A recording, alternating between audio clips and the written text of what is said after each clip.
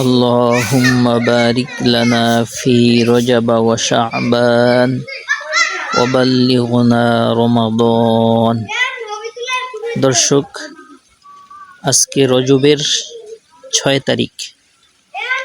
রজব মাস আসলে রাসূল করিম সাল্লাল্লাহু আলাইহি সাল্লাতু ওয়াসসালাম এই দোয়াটা বেশি বেশি করতেন আল্লাহ তাআলার কাছে, আল্লাহুম্মা বারিক লানা ফি রজব ওয়া শাবান ওয়া বাল্লিগনা রমাদান।